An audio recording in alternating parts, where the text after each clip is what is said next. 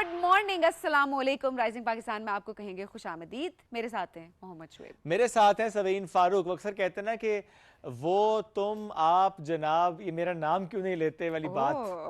तो ये जो हमारे दरमियान भी एक शख्स हैं जिनके बारे में अक्सर हम बात करते हैं तो वो कहते हैं कि मेरा नाम मत लिया करो। तो आज हमने तहिया ये किया कि हम उनका नाम नहीं लिया उनकी बात कर रहे हैं, उनकी बात कर रहा हूं। उनकी बात करें। ओके, हम उनका नाम नहीं किनकी जिनकी उन्होंने मना किया तो इसलिए हम उनका नाम नहीं लेंगे अब। अच्छा जी, आज जी मंगल है। तो मतलब वीक का जो मिड होता है वो ये मिड प्री मिड मतलब ऑलमोस्ट मिड ना, मतलब वेंसडे मंडे ट्यूसडे वैसे रूटीन सेट हो जाती है। वेंसडे जब मंडे ट्यूसडे सॉरी वेंसडे जब आता है तो फिर लोग वीकेंड के इंतजार में लग जाते हैं। लेकिन वेंसडे थर्सडे ये 2 दिन ऐसे होते हैं जो कि काफी लाइक लेजी चल रहे होते हैं, जिसमें बस इंतजार हो रहा था जी वीकेंड आ जाएगा एंड ऑल दैट। बट मंगल को लेकर काफी सुपरस्टिशियस बिलीफ भी है शुएब। बिल्कुल ऐसे है। मंगल को लेकर लोग कहते हैं हम ट्रेवल नहीं करेंगे, स्पेशली वो रिश्ते के पर्सपेक्टिव से हम देखते हैं कुछ इलाकों में वाकई ये चीज़ बहुत ज़्यादा कॉमन है, जहाँ पे कहा जाता है कि अगर मंगल है तो हम रिश्ता लेकर नहीं जाएंगे, या कोई रिश्ता देखने के लिए आ रहा है तो उससे भी कहेंगे मंगल आज मत आए। किसी जॉब के हवाले से, किसी इंटरव्यू के हवाले से, किसी ट्रैवल से मुतालिक मंगल को लेकर बहुत ज़्यादा सुपरस्टिशियस बिलीव्स होते हैं कि नहीं जी इस दिन अगर जाएंगे तो काम खराब हो जाएगा। अच्छा, उसमें होता क्या है, कभी ना कभी क्योंकि काम खराब हुआ होता है तो वो और काम पक्का हो जाता है कि अब मंगल का तो करना ही नहीं है। हालांकि बाकी दफा भी काम खराब हुआ होता है वो हम भूल जाते हैं। मंगल हमें याद रह जाता है। काली बिल्ली रास्ता काट जाए, ये होता है। शादियां नहीं कर रहे होते लोग, है ना, बहुत सारी चीजें जो कि जी मंगल, अच्छा कुछ गलत हो जाए तो कहते हैं मंगल था इसलिए गलत हो गया। सफर नहीं करते, सबसे इम्पोर्टेंट चीज है मंगल के दिन सफर नहीं करना। मैंने इतने लोगों को फ्लाइट चेंज कराते हुए देखा कि मंगल को सफर नहीं करना, खुदा न खास्ता कोई हादसा ना हो जाए एंड ऑल दैट। खैर हर एक के बिलीव्स हैं, लेकिन ये सुपरस्टिशियस बिलीव है। ये इन चीज़ों का हकीकत से कोई ताल्लुक नहीं होता। लेकिन वही बातें ना जो चलती आ रही हैं सदियों सालों से, और वही बातें जो है वो आगे जनरेशन जो है वो फॉलो कर रही होती हैं। बट अब की जो जनरेशन है, जेन जी, जेन अल्फा, ये इसको ब्रेक करेंगी। आई एम श्योर जेन जी तो ऑलरेडी कर चुके, एग्जैक्टली जेन जी तो वैसे ही ब्रेक कर चुके हैं। जेन अल्फा तो जाहिर सी बात है जेन जी ने ब्रेक कर लिया तो जेन अल्फा को तो पता ही नहीं है कि ये चीज़ें एग्जिस्ट करती हैं। तो ये बड़ा ज़रूरी होता है कि किस तरीके से आपने इन चीज़ों को ब्रेक करना होता है। और लेकिन हाँ, लड़ाई नहीं करनी, बड़ों के साथ बदतमीजी नहीं करनी। मैंने अक्सर लोगों को बोलता है कि मिसबिहेव करना शुरू कर देते हैं। देखिए हम सही गलत तो अपनी जगह पे होता है, बट रिस्पेक्ट का एलिमेंट भी अपनी जगह पे होता है। इतने सदियों सालों से अगर कोई नहीं, इतने सदियों सालों नहीं, सालों सालों से अगर कोई महावरतन बोला अगर किसी अगर किसी के बिलीव्स हैं तो आप उसको एकदम चेंज नहीं कर सकते। एक बहुत बेहतर तरीका होता है कम्युनिकेट करने का। और मे बी अगर कोई चीज करने में हर्ज नहीं है तो बस वो कर लें। Let them live with their belief, it's okay। आप उसे फॉलो ना करें, अपने हिसाब से चलें। आपने ट्रैवल करना है, आप मंगल को ट्रैवल कर लें, फैसला करना है कर लें, इंटरव्यू के लिए जाना है चले जाएं, रिश्ता लेकर जाना है चले जाएं, कोई मसला नहीं है। अच्छा जरा आप बताएं हमें कि सुपरस्टिशियस बिलीफ कौन से हैं जो कि आपकी फैमिली में, आपके इलाके में हैं, वो हमें बताएं। हम वुड लव टू नो कि क्या डिफरेंट चीजें होती हैं। एब्सोल्युटली, प्लीज हमें बताइए, व्हाट्सएप कीजिए।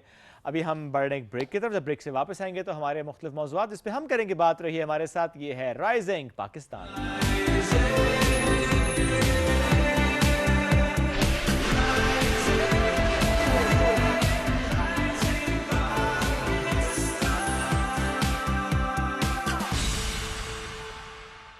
मतलब क्या स्ट्रॉन्गर पेप्सी का मतलब कमाल।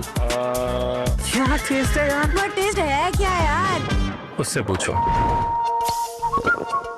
Extra fizz, extra taste, stronger Pepsi.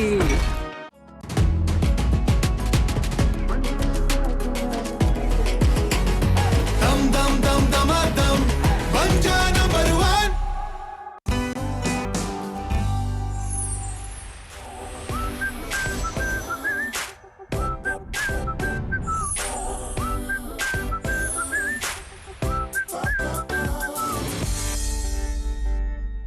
अब ड्यू है तो शुरू है।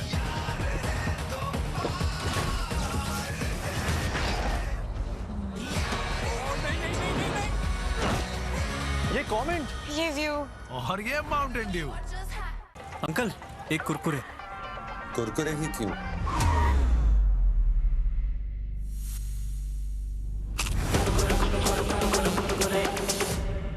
ऐਵੇਂ तो नहीं ना फिर। Crazy for Kurkure. Hamza, balcony में प्लांट्स को सेट कर दो। वो तो माली सेट कर देगा ना। अरे वाह, मैं तुम्हारी प्रमोशन के लिए खुद को नए घर नए शहर में सेट करूं, तुमसे 4 गमले सेट नहीं हो रहे यार। भूल ये हुई है मुझसे थोड़ा सा कुछ क्या करो? सेट करो खास चाय बना के तुम्हारा मूड। समझते हैं एक दूसरे को, इसीलिए बने हैं एक दूसरे के लिए। चाय अच्छी बना लेते हो।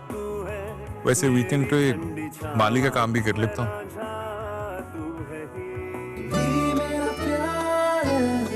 From Nestle. जिंदगी के लम्हात अच्छी यादों में ढल जाएं, तो इससे बेहतर और क्या बात होगी। हम आपकी यादों में खुशियां शामिल करते हैं हर वीकेंड पर अपने शो वीकेंड एट होम में।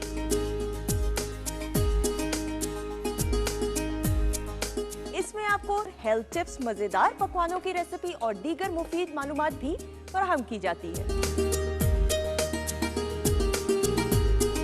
और आपकी मुलाकात कराई जाती है नामवर स्टार से।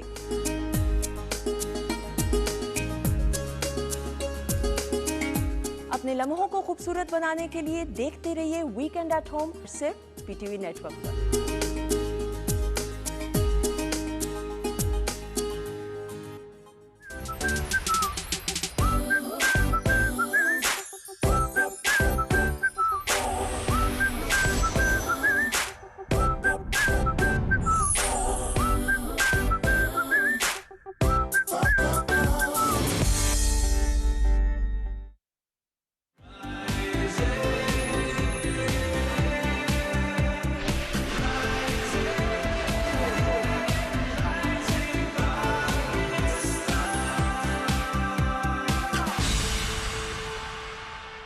Welcome back. राइजिंग पाकिस्तान में एक बार फिर कहते हैं खुश आमदीद। आज हम आपकी मुलाकात कराएंगे एक सोशल मीडिया इन्फ्लुएंसर से, मोटिवेशनल स्पीकर से, जो उनका कंटेंट है वो यूँ तो पश्तो ज़बान में है, उन्होंने डिफ़ाइन की हुई है अपनी नीश, उसी को लेकर वो चल रहे हैं। आज उनकी कहानी भी हम आपके सामने रखने की कोशिश करेंगे। अंग्रेज़ी ज़बान पढ़ाते भी हैं, साथ साथ लोगों को मोटिवेट भी करते हैं। किस तरह से मोटिवेट करते हैं ये हम उन्हीं से जानेंगे। हमें ज्वाइन कर चुके हैं मोहिब गुल, ताल्लुक 410 से है, रहते पेशावर में। अस्सलाम वालेकुम जी, कैसे हैं? वालेकुम अस्सलाम, मैं ठीक ठाक, आप कैसे हैं? अल्हम्दुलिल्लाह मोहिब बिल्कुल ठीक ठाक। कैसे आगाज़ हुआ इस सोशल मीडिया के सफ़र का?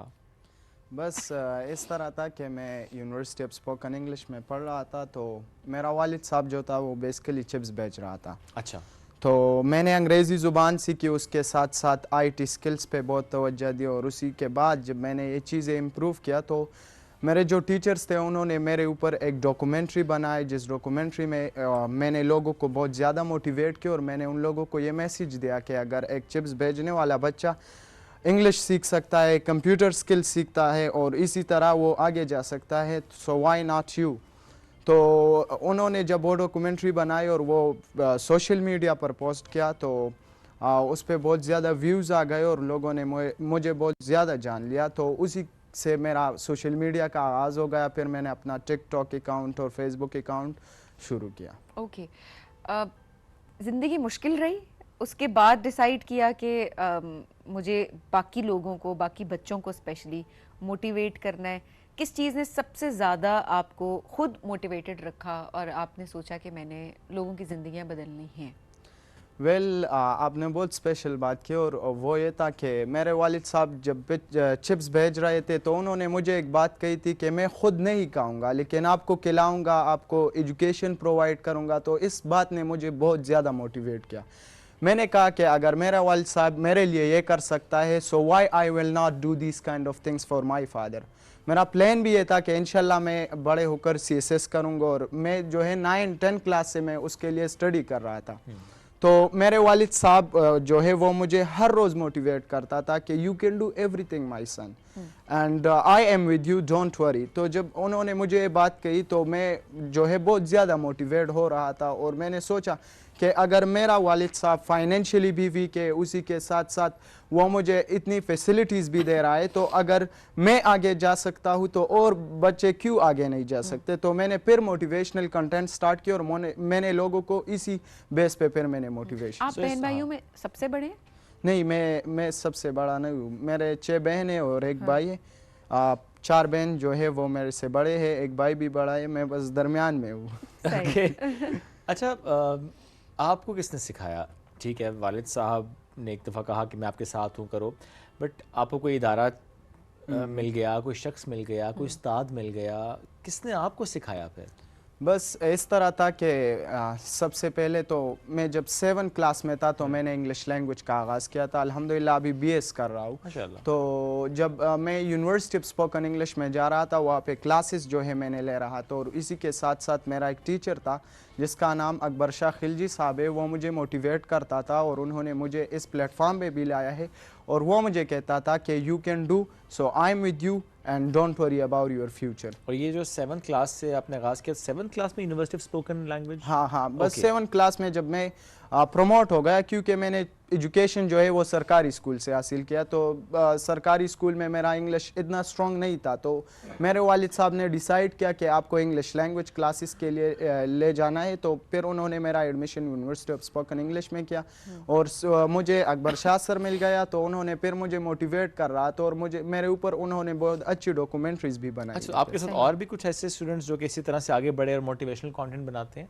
जी, मेरे साथ जो है मेरा कुलीग हमाद साफ़ी और इसी तरह मोहम्मद हसनैन अच्छा, है, सबाउन है, तो ये मेरे कुलीग्स थे, हमें क्लास में पढ़ रहे थे। तो देवर आप, हसनैन, हमाद साफ़ी सब इकट्ठे पढ़े आप लोग? जी, अच्छा, मैंने ओवरऑल सोशल मीडिया पे सब देखते हैं कि बड़ा क्रिटिसिज्म भी फेस करना पड़ा। मैं हमाद साफ़ी की भी बात करूँगी, जहाँ लोग पसंद करते हैं वहाँ क्रिटिसाइज़ भी कर रहे होते हैं। हसनैन की बात करें, उनके सोशल मीडिया पे ऐसे कमेंट्स होते हैं, बिकॉज आई डोंट नो लोग क्यों डिमोटिवेट करते हैं या क्या रीजंस होती हैं।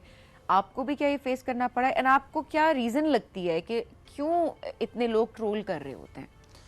हमारे माशरे में एक चीज़ है कि मैं आपको एक अच्छी सी स्टोरी सुनाता हूँ। एक दफ़ा ऐसा हुआ कि मैं गाँव जा रहा था। जब मैं गाँव जा रहा था तो मैंने नए कपड़े पहन लिए। जब मैं गाँव गया तो वहाँ पे कुछ हमारे इलाके के बुज़ुर्ग थे, वो खड़े थे, तो उन्होंने एक बात की कि ये देखो, ये चिप्स बेचने वाला बच्चा है, और इसको देखो इतने अच्छे सूट में जो है ये गाँव आया है, तो ये इसके साथ सूट नहीं करता। लेकिन मैंने उन लोगों को इग्नोर किया। फिर मैंने वो बात जो है दोबारा रिपीट किया अपने वालिद साहब को। उसने कहा कि don't care about this kind of things.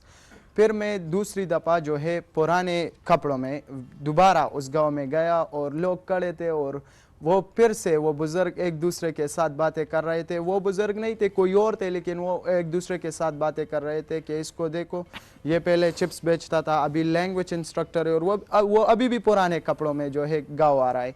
तो मैं यही कहूँगा कि मैं तो लोगों की बातों की परवाह नहीं करता, अगर कोई जो भी कहता है, क्योंकि हमारा माशरा जो है ये आपको एक चीज़ में भी नहीं छोड़ता।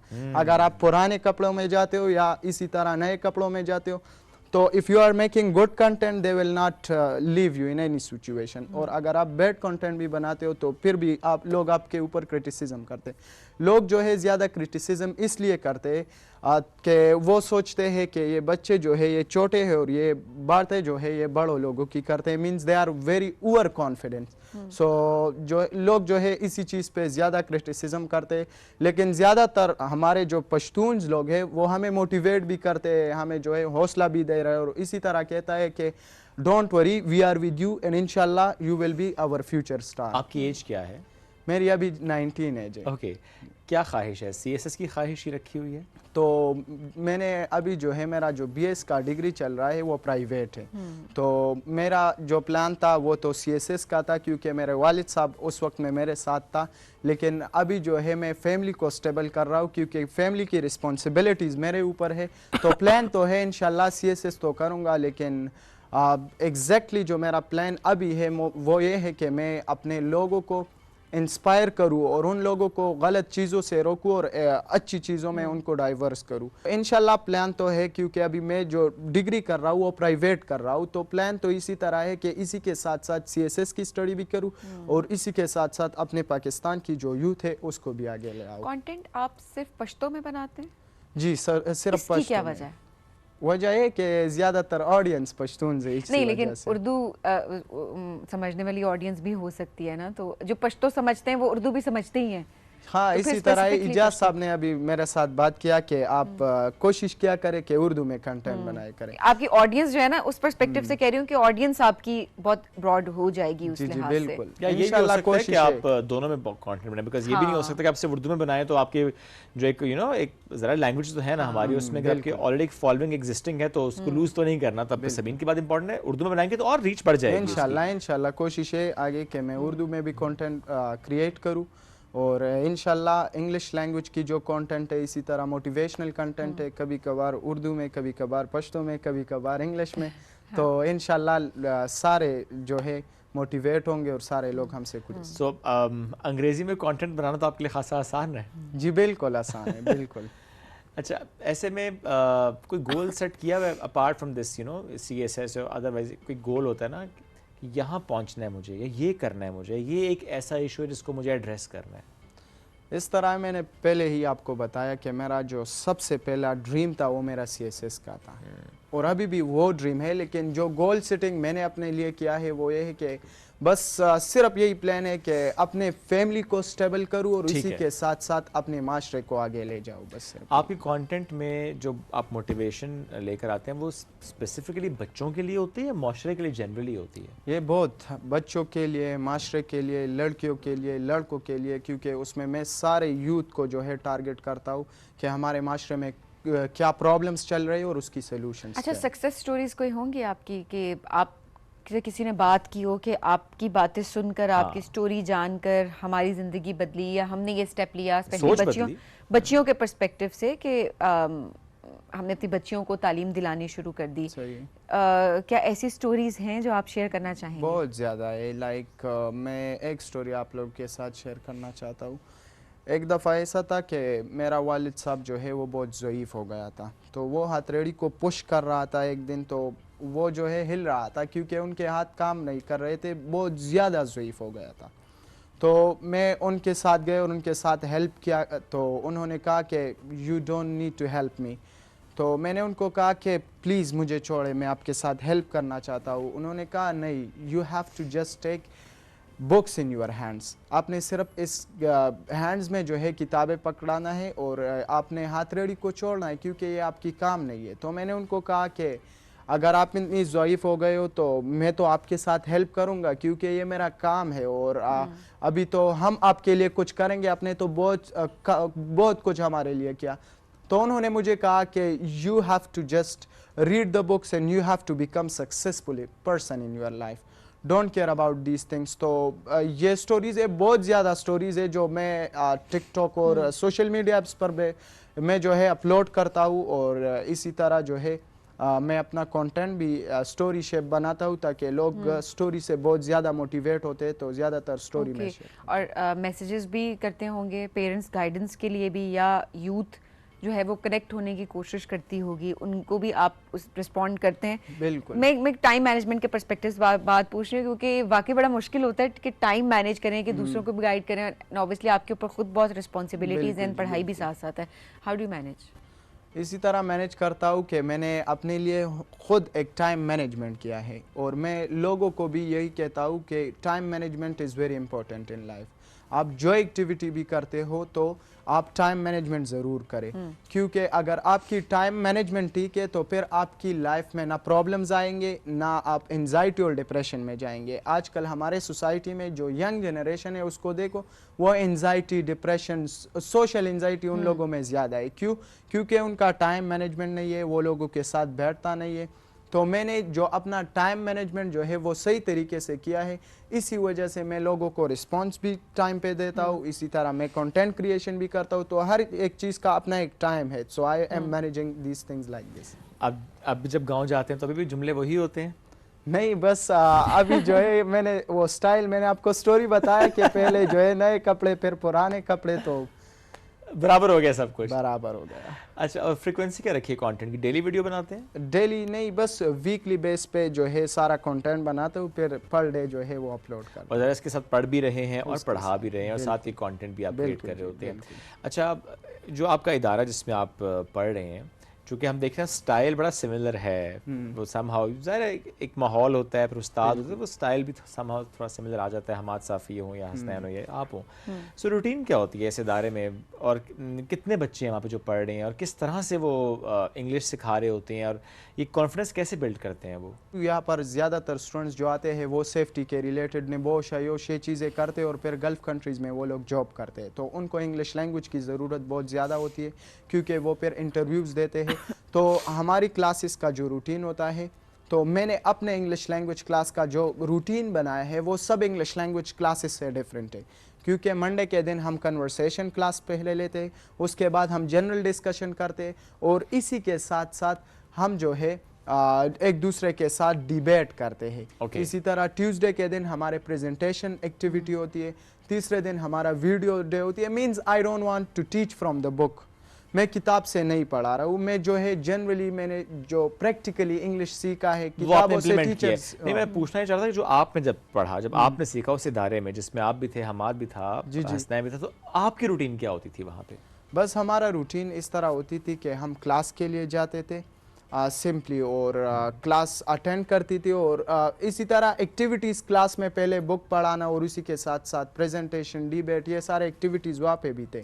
और उसी के बाद हमारा जो है बाहर क्लास के बाहर सेशन होता था, हमारे लिए एक स्टूडियो बनाया गया था जिसमें टीचर्स हमें ट्रेनिंग देते थे कि आपने इसी तरह बातें करना है, इसी तरह आपने एक्ट देना है, इसी तरह अगर कोई एल्डर आपसे सवाल पूछे उसको आपने कैसे रिस्पॉन्स देना है। तो वो हमारा अपना एक स्टूडियो था, और एक स्पेशल कोर्स होता है किस चीज का, इंग्लिश लैंग्वेज का या सुपर किड का? सुपर किड का। तो सुपर किड जो है वो तो हमारे जो अपना ट्रेनिंग था वो मैक्सिमम 3 मंथ्स का होता था। अच्छा, 3 महीने में बस सुपर किड तैयार। कितने सुपर किड्स तैयार हो गए? बस अभी तक जो 3-4 तैयार हो गए, हमाद साफी, हसनैन, इसी तरह सबाउन, और एक। लेकिन कितने होते हैं एक टाइम पे? एक टाइम पे जो है अभी तो एक क्लास फिनिश हो गया, क्योंकि they don't want to create more students like this. हाँ, बस अभी ये प्रोग्राम ख़त्म हो गया, लेकिन हमारे वक्त में जो लोग होते थे वो मैक्सिमम उसमें बड़े भी होते थे, छोटे भी होते थे, तो मैक्सिमम 15 to 16, एंड फिर उन 15 या 16 में एक बंदे को सेलेक्ट करता था, और फिर उस पर वीडियो। प्रोग्राम ख़त्म क्यों हुआ? बस इस वजह से ख़त्म हुआ कि बहुत ज़्यादा लोग जो है अपने बच्चों को लेकर आते थे, और उनको कहा कि हमारे बच्चों को सुपर किड बनाओ। तो फिर हमारे यूनिवर्सिटी पे बहुत ज़्यादा क्रिटिसिज्म हो गया, तो इसी वजह से उन्होंने, बिकॉज ये सोशल मीडिया पे वाकई लोग क्रिटिसाइज कर रहे तो थे, बहुत ज़्यादा उनको क्रिटिसिज्म कर रहा था, और फिर वो उनकी वजह फिर बच्चों को भी ओवरऑल क्योंकि मैं ट्रोलिंग की इसलिए बात ज़रूर कर रही होती हूँ, क्योंकि देखिए हमारी यंग जनरेशन है, हम वो उसी तरफ जाएंगे जिस तरफ आप ट्रेन करेंगे, बट देन अगेन ये सोचें कि क्या वो किसी को नुकसान पहुंचा रहे हैं? वो अपना काम कर रहे हैं सोशल मीडिया पे, आप फॉलो ना करें अगर आपको पसंद नहीं आ रहा काम, फॉलो तब करें अगर आपको कोई चीज़ अच्छी लग रही है, या मैं तो हमेशा कहती हूँ कि अनफॉलो क्या ही करना है आप, बस अगर ऑलरेडी फॉलो किया हुआ है तो बस अच्छी सी चीज़ अडेप्ट करें, जो नहीं अच्छा लग रहा उसको लेट गो करें। सो ये बड़ी इंपॉर्टेंट चीज़ होती है। और अगर नहीं पसंद तो तरीके से बात करें, तरीके से मना करें, तरीके से बात करें। वाकई शोएब ये बड़ा ज़रूरी है, selection choice of words should be very decent, ये बड़ा ज़रूरी है। Mohib, thank you very much for joining us, it's great to have you. साथ मौजूद थे आप, जिस तरीके से आप इस मोटिवेशनल कंटेंट को लेकर चल रहे हैं, अपनी जर्नी को लेकर चल रहे हैं, और ओन करते हैं वो जो हार्डशिप्स आपने फेस की हैं, आपके फादर ने फेस की, एक तो आप ओन करते हैं उसको, और आप बताते हैं कि हमने ये फेस किया, हम आगे बढ़े, तो जब हम इस सिचुएशन से निकलें तो why not you. Let's take a break, will be right back. This is rising Pakistan.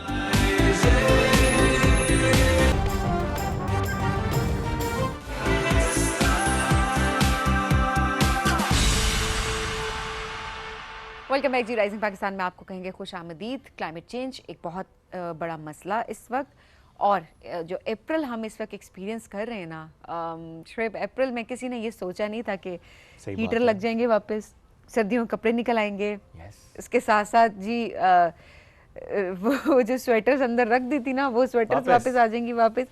कोई इमेजिन नहीं कर सकता था कि अप्रैल ऐसा भी हो सकता है। बड़ा बड़ा प्यारा सा मौसम, अल्हम्दुलिल्लाह अभी भी हम बड़े ब्लेस्ड हैं, ऐसी कोई नाशुक्री नहीं है, बट स्टिल जिस तरह से हम बहार को एंजॉय करते थे, उसमें अब सब जो है वो शाम में घरों के अंदर रह गए हैं, एकदम धूप निकलती है, एकदम बारिश हो जाती है, जो पैटर्न है बेसिकली ये समझ से बाहर हो गया है। वैसे में देखिए हम सबकी जिम्मेदारी है कि किस तरीके से हम अपनी अपनी कैपेसिटी में कुछ ना कुछ कर सकते हैं, और उसमें सबसे इम्पॉर्टेंट चीज़ ग्रीनरी, उसको बढ़ाना ज़रूरी है, दरख्त लगाना बहुत ज़रूरी है। सो अपनी अपनी कैपेसिटी में सब ने मिलकर जो काम करना है वो भी आज उस बारे में भी बात करेंगे। और एक और जनाब मोटिवेशनल स्टोरी आपके सामने हम ज़रूर रखेंगे। आपकी आज मुलाकात हम करवाएंगे ज़िला बुनैर के एक गांव अम्बेला से ताल्लुक़ रखने वाले इंडस्ट्रियल इंजीनियर मोहम्मद नकाब खान साहब से।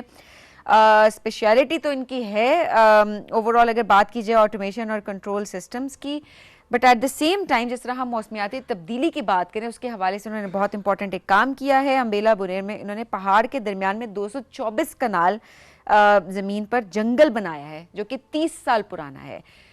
ज़रा इस बारे में बात करेंगे कि क्या इम्पैक्ट इससे क्रिएट हो रहा है और किस तरह से हम सब मिलकर मोटिवेट हो सकते हैं। And that understanding of doing this 30 years back, you know, this is very important. जब क्लाइमेट के बारे में बात नहीं, क्योंकि क्लाइमेट चेंज के बारे में तो बात अब ही चंद अभी सालों कुछ से हुई है, 6-7 सालों से, 6-7 साल हाँ, मुश्किल 4-5 साल उससे मैक्सिमम। पहले बात नहीं होती थी। तो मोहम्मद नकाब खान, लेट्स वेलकम हिम। अस्सलाम वालेकुम सर, कैसे हैं? वालेकुम अस्सलाम शुएब साहब, थैंक यू।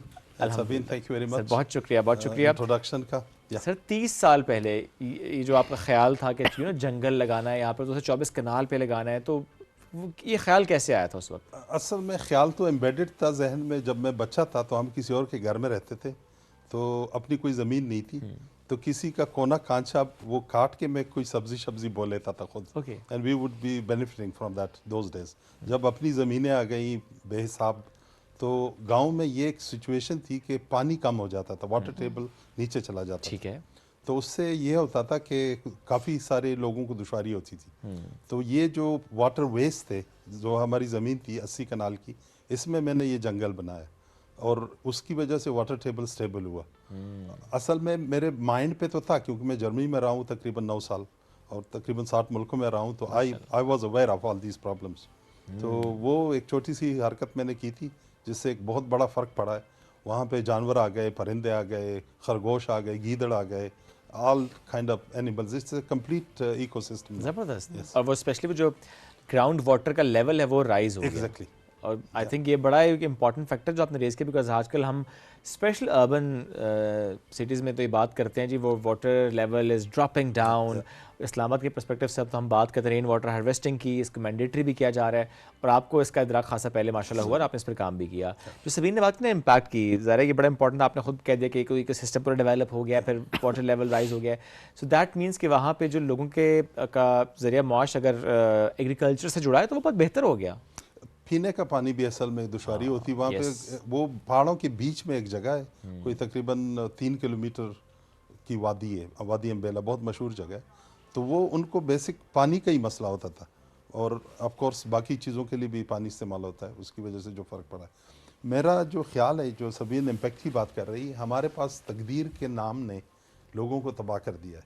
अल्लामा इकबाल ने जैसे बहुत अरसा पहले फरमाया था, 30 साल क्या 90 साल पहले, कि ख़बर नहीं नाम क्या है इसका, खुदा फरेबी के खुद फरेबी, अमल से फारिग हुआ मुसलमान, बना के तकदीर का बहाना। लोग सोचते हैं कि बस मैं कुछ नहीं करूंगा, जो होना होगा हो जाएगा, या जो हो जाए कहते तकदीर में लिखा था। You are given all the resources, वो रिसोर्सेज इस्तेमाल करके you can create the impact, you can have the result you want, and you can fix the things the way you want it. ये बड़ी इंपॉर्टेंट बात है वाकई। हम अक्सर ये कहते हैं बस यही लिखा था, और हम अक्सर ये भी कहते हैं गो विद द फ्लो, बस जो होना है वो हो जाएगा, बस लिख दिया गया है, चेंज कैसे लाया जा सकता है। That's the right word, that is a problem. Yes. So अब इसको कैसे एड्रेस किया जा सकता है इन सोसाइटी? अब मेरे ख्याल में इसमें सबसे पहले तो you have to drive by example ना, यानी प्रैक्टिकल एग्जांपल अगर आप शो कर लेते हैं किसी को, तो it is easy to follow. सिर्फ वो नसीहतों से और गाइडलाइंस से और इंस्ट्रक्शन से और गुड अच्छी बातों से कुछ नहीं होता। तो this was one of the reason I practically did this, and I physically worked in it also by myself. और कुछ चीज़ें ऐसी होती हैं, जैसे मैंने आज बताया कि मैं इस्त्री वाले कपड़े नहीं पहनता, ये ख़ास तौर पे वो गले से निकाल के रखें। उसकी वजह ये कि मैंने सिर्फ पाकिस्तान में देखा है कि लोग इस्त्री करके कपड़े पहनते हैं। आई मीन सूट्स के लिए ठीक है, you have to press them, you can not live without that, मगर बिला वजह के जो इस्त्री करते हैं इस पर तो खर्चा होता है, एक ख़वातीन मारी जाती हैं, 10-15 लोग जो होते हैं वो जो इस्त्री करके करते हैं, तो एक तो बिजली का कबाड़ा हो जाता है, दूसरी बात ये कि वो ख़वातीन के ऊपर बहुत ज़्यादा प्रेशर पड़ता है उसका। मैंने चाइना में देखा है, कोई 14 साल से मैं आते जाता हूँ, रहता हूँ वहाँ पे, मैंने कभी किसी को कपड़े इस्त्री करते हुए नहीं देखा, कभी भी। आई रियली इंसिस्ट कि मेरे कपड़ों को कोई हाथ नहीं लगाए यहाँ पे भी। तो मतलब वहाँ पे कपड़े इस्त्री का कॉन्सेप्ट है ही नहीं। कॉन्सेप्ट है ही नहीं। वो आप उसको धो लें, हाथ से ऐसे मार के, हाथ से प्रेस करके रख लें और बस। फैब्रिक डिफरेंट होता हो।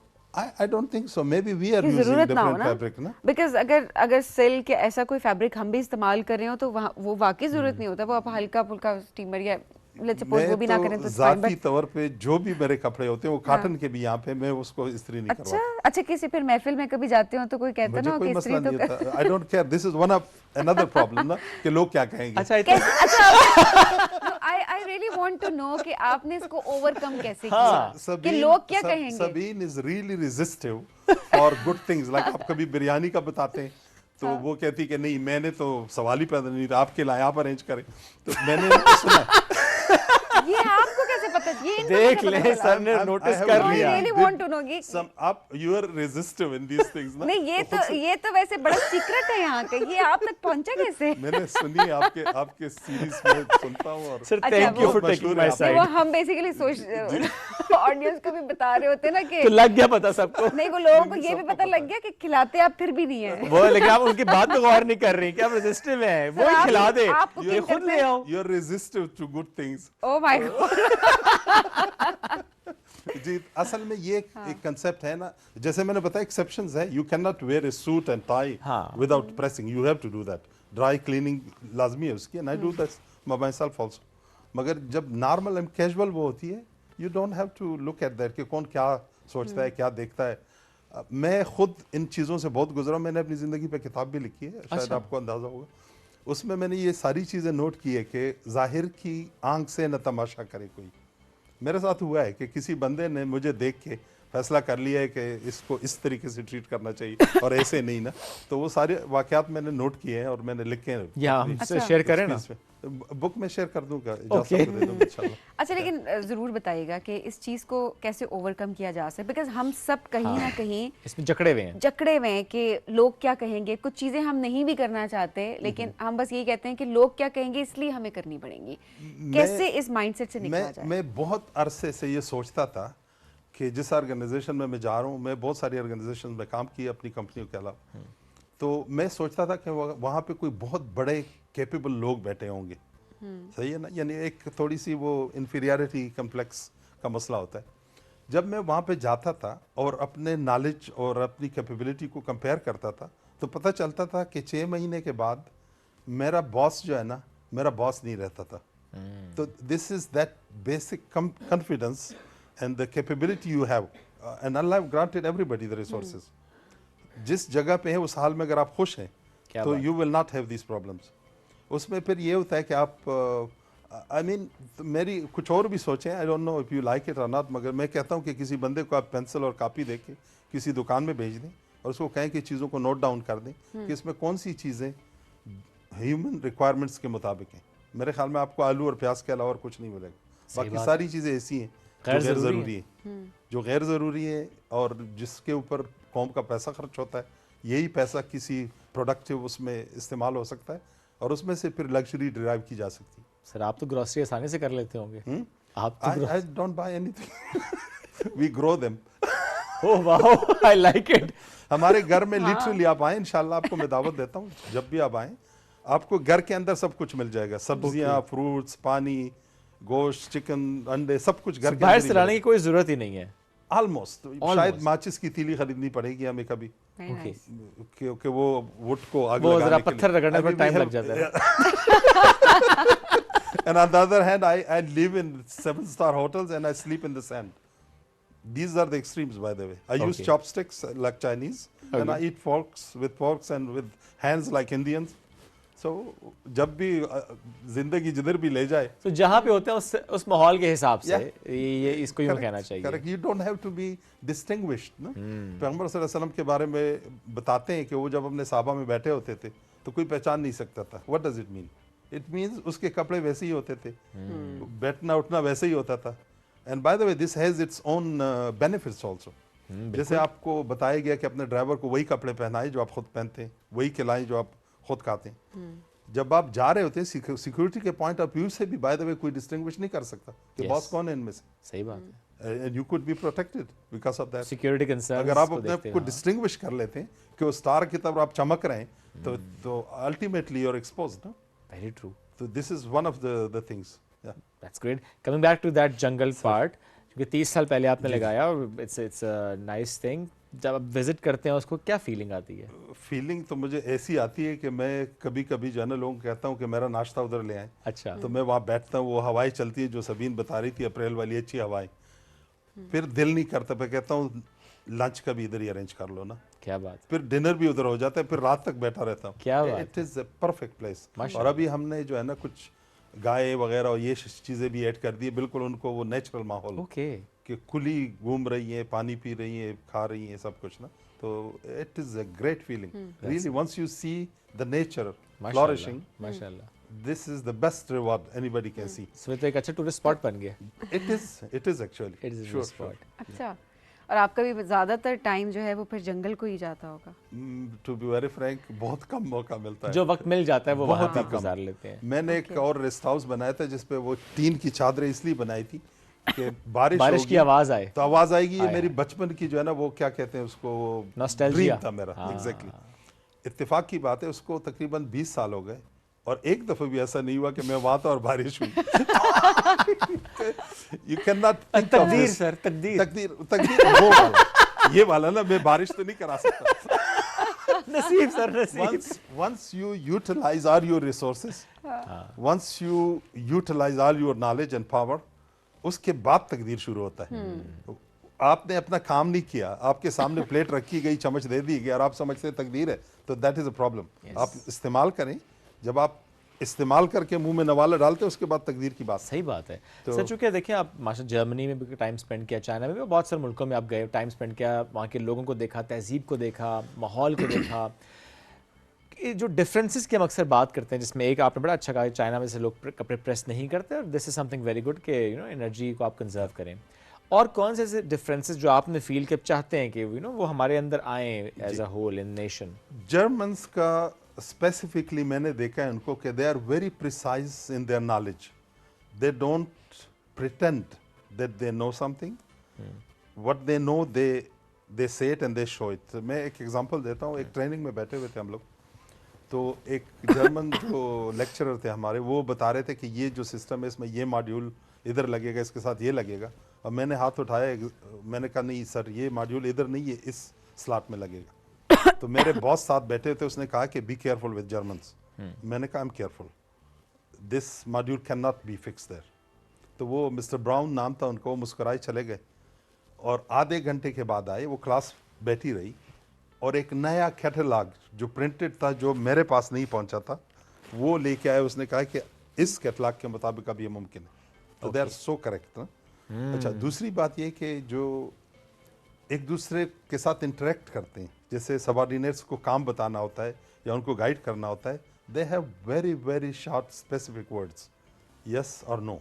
ओके, हमें तो तकरीर करनी पड़ती है ना अपने सबऑर्डिनेट को, कन्विंस करना, तुम हीद बांधनी पड़ती है, कन्विंस करना पड़ता है, बाद में चाय पिलानी पड़ती है, नाराज ना हो जाए, और फिर रेजिस्टेंस भी होती है। रेजिस्टेंस वाला मामला तो सर आपने बहुत अच्छा हाईलाइट किया है। I am liking it actually. Sir resistance तो इधर से है। मैं आपकी बात नहीं कर रहा हूं, मैं सबऑर्डिनेट्स की बात कर रहा हूं। आप तो कलीग्स हैं। देखा?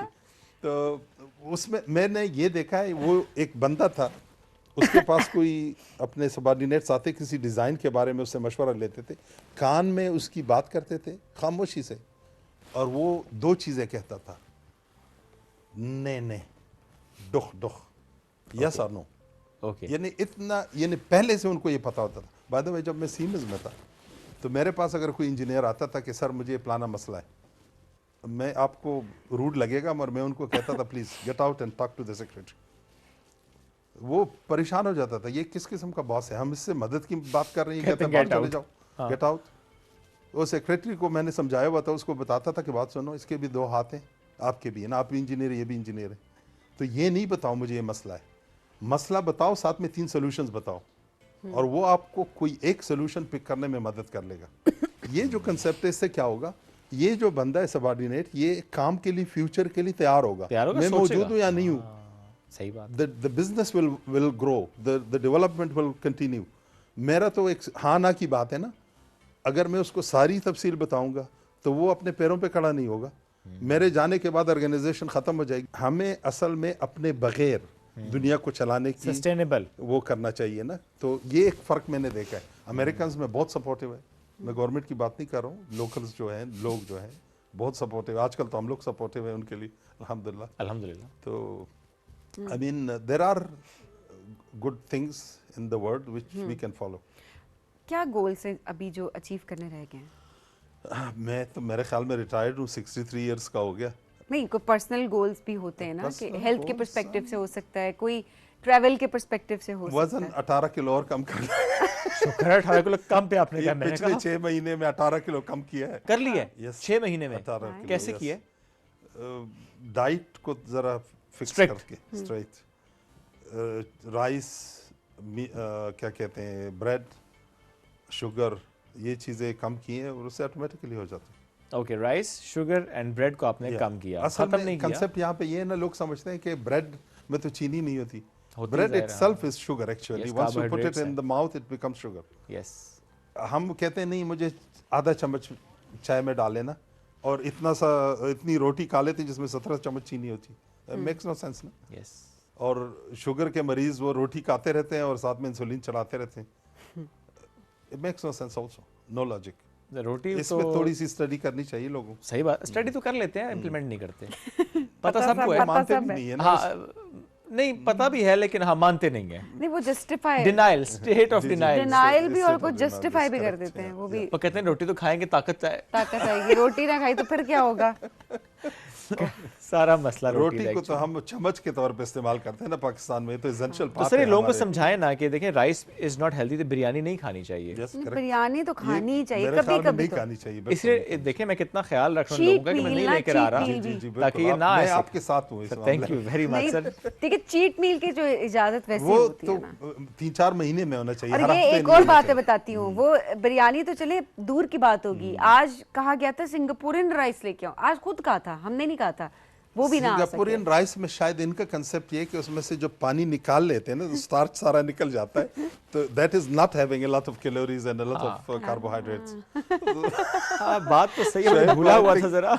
You have to give me something for that sir. I owe you something, no doubt. Defend कर दिया ना तुम्हें लाइव शो में बैठ के उतना। सर मैं वाकई, अब तुम मुझे खिलाओ ना खिलाओ, उनको खिला देना। डाइट पे ना, ही वांट्स टू 18 kg। देखा, देख लिया आपने। I am with you.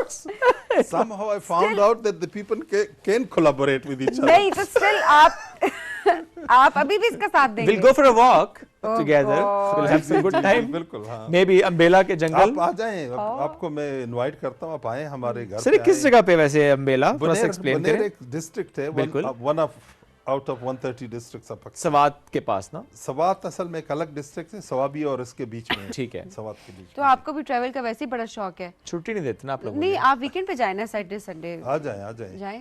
Anybody, everybody is invited. और वहाँ सब इनवाइटेड है, देखे पूरी टीम भी जा सकती है। Sure, no problem at all. वो लेकिन घूमने का शौक आपको ज्यादा है ना?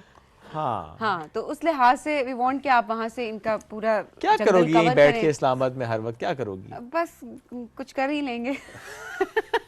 एज कुछ ना कुछ तो कर ही लेंगे। सर आपको ट्रैवल का शौक रहा है हमेशा? मुझे तो बहुत शौक है और मैं तो पूरी दुनिया घूमता हूँ, बल्कि गाड़ी से पूरा चाइना घूम चुका हूँ, जबरदस्त, पूरा GCC घूम चुका हूँ और नेक्स्ट इरादा है मेरा पूरा यूरोप घूमने का, और फिर मॉस्को से मंगोलिया और फिर चाइना आने का इरादा है। जबरदस्त। फिर फ्लोरिडा से ऊपर व्हाइट हाउस तक, क्या बात है, का इरादा है। ज़िगज़ैग को चीजें मार्क की हुई है, बस थोड़ा मौका मिले तो जब कहीं जाते हैं ट्रैवल पे कॉल आती नहीं है पीछे से, पहुंचे वापस? बहुत सारी आती है। वो बेगम की बात कर रही है। नहीं, बेगम कॉल करने की जरूरत नहीं कर सकती। क्यों? उनको पता होता है कि काम करता है। हाँ, उन्हें बता के जाता है ना, पूरा प्लान उनके सामने होता है ना, इसलिए वो नहीं पूछती। नहीं तो वो प्लान सामने होता है तो मान लेती है।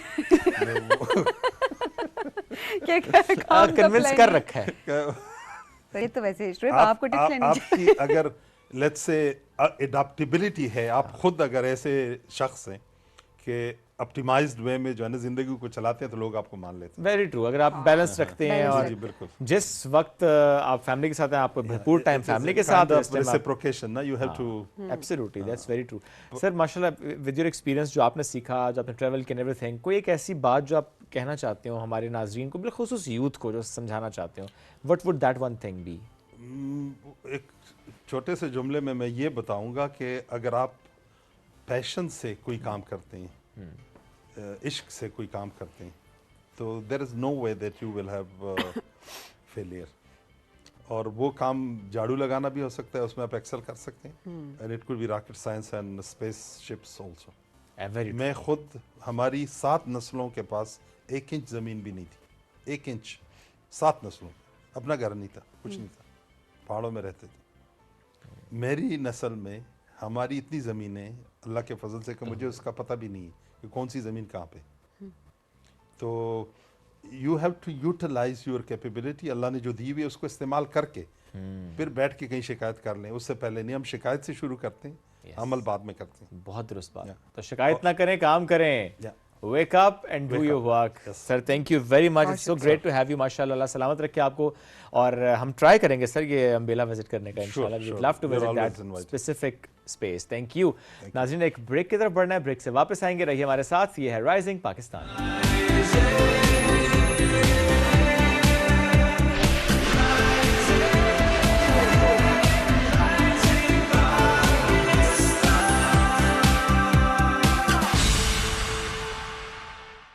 New and improve Sensodyne rapid action 60 seconds में सेंसिटिविटी से आराम देता है। मैं रेकमेंड करती हूँ Sensodyne rapid action because it works.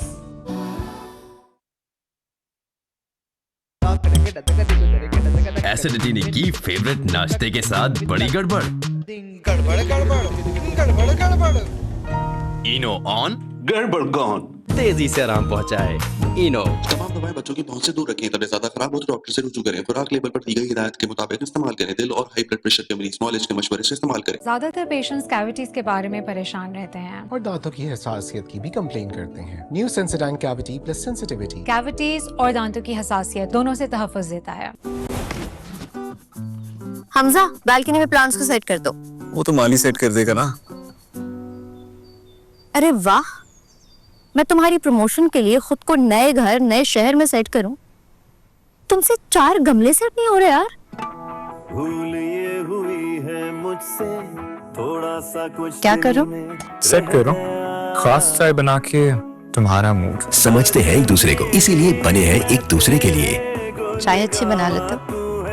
वैसे वीकेंड पे माली का काम भी कर लेता हूँ।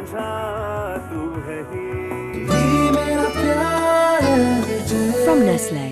New and improve Sensodyne rapid action 60 seconds में सेंसिटिविटी से आराम देता है। मैं रेकमेंड करती हूँ Sensodyne rapid action because it works.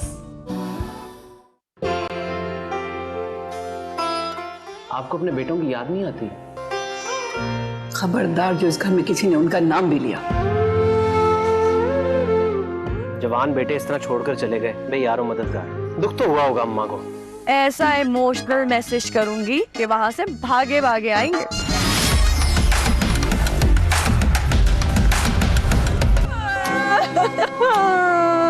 अब मैं क्या करूंगी?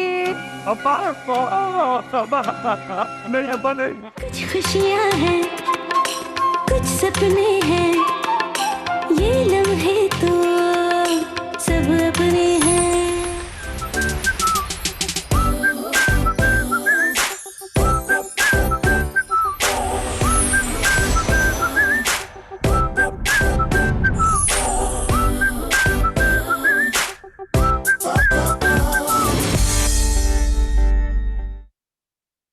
सेंसिटिविटी की वजह से लोग अपनी आदतें बदल देते हैं, लेकिन ये इस बात का हल नहीं है। Use the right product. New and improve Sensodyne rapid action 60 seconds में सेंसिटिविटी से आराम देता है। मैं रेकमेंड करती हूँ Sensodyne rapid action because it works.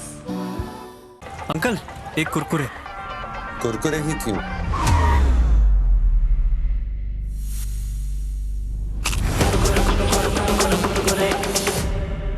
ऐਵੇਂ तो नहीं ना फिर। Crazy for Kurkure. New and improve Sensodyne rapid action 60 seconds में सेंसिटिविटी से आराम देता है। मैं रेकमेंड करती हूँ Sensodyne rapid action because it works.